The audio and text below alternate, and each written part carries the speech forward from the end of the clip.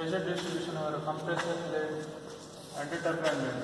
There are two experiments in this compressor blade and turbine blade. So for this we need, for the tabular column H0 we take from the atmospheric, and the probe location from 1 to 13 is in the multitube manometer. Delta H is H0 minus H, and the pressure, Cp value, and X by C. X by C is a specific point from the leading edge divided by the chord length. You have to draw the graph by Cp by X by C. Cp is equal to P minus P infinity by Q infinity. To find the Q infinity, we have the formula half into rho infinity into V infinity square. For V infinity we have formula here, for P infinity we have formula here. So using these formulas we have to fill this tabular column and draw the graph for Cp versus X by C.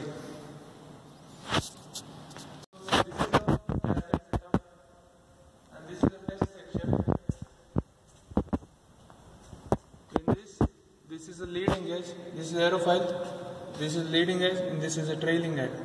If the trailing edge facing to the wind, that is compressor blade, and this is turbine blade, the leading edge is facing to the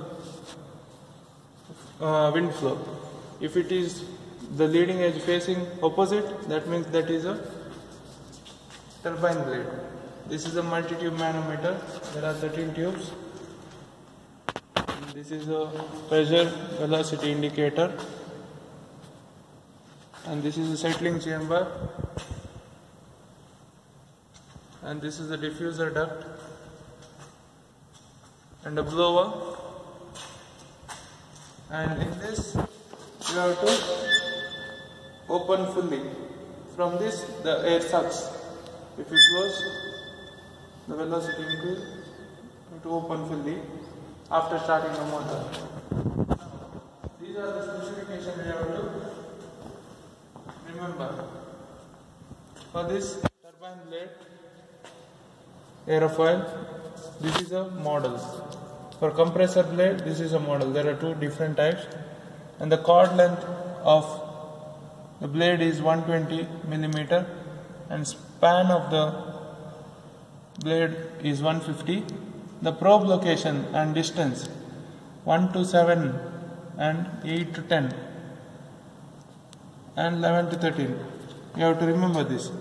Each probe location distance is 25.4 millimeter. Probe dia is 4 millimeter. The test section, cross section is this much, and the blower 5 HP. Velocity, maximum velocity is 17 meter per second. Now this is for compressor blade and the turbine blade. There are two different models, and the probe location should be like this. In the middle airfoil there are 1 to 7 probe location. In the upper airfoil 8 to 10. From 11 to 13 this is the lower airfoil. In the middle airfoil, in the upper surface there are only 4 probe location. 5 to 7 it is in the lower surface. Same way in the turbine blade also. In the middle airfoil 1 to 7 there are probe location. 1 to 4 in the upper surface, 5 to 7 in the lower surface. In the upper airfoil 8 to 10, and in the lower airfoil there are 11 to 13 probe location. You have to see the surface also, in the upper surface and lower surface. In the middle airfoil there are, in both the surfaces there is probe location. In the upper airfoil only in the lower surface it has. In the lower airfoil only in the upper surface it has the probe location. So these are the probe locations. 1 to 7 you have in the middle airfoil, and 5 to 10, 8 to 10 it is in the upper, and 11 to 13 it is in the lower airfoil. So here from the trailing edge to the leading edge, this is called chord length. From the leading edge, from a point here to here, it is called span. From here to here, it is called span. This is called chord length. So now we are on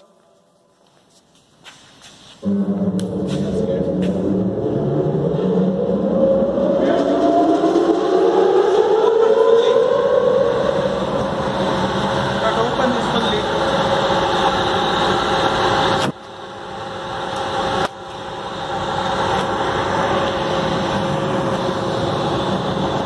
And note down the H here, 185 mm. After that, you have to take down the readings. The readings 1 to 13 tubes. We have to note down the readings. So you can see the readings. You have to note down. This is for turbine blade. If the leading edge this side, that means that is for compressor blade.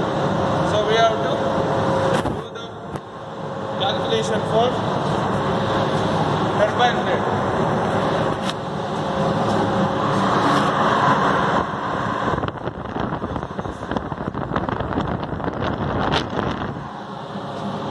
Using this we can change the angle of attack here. Now it is in 0 angle of attack. Using this we can rotate the angle of attack.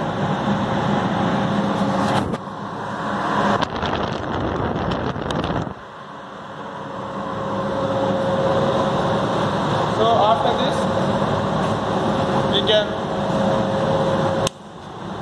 switch off. For turbine blade, we have to change the airfoil. For compressor blade, the airfoil should be like this. Thank you. So these are the readings for the turbine blade experiment.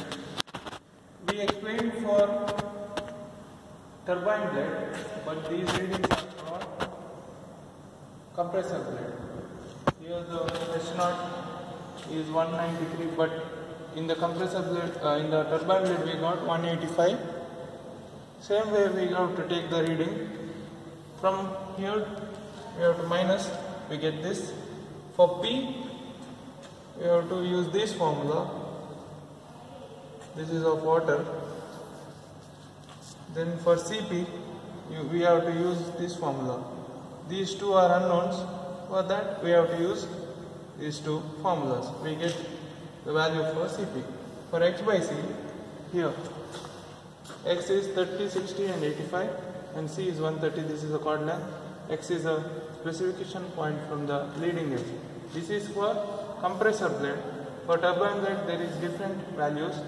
And the angle of attack here is 10 degree, but we haven't done for 10 degree, we did for 0 degree, we showed you.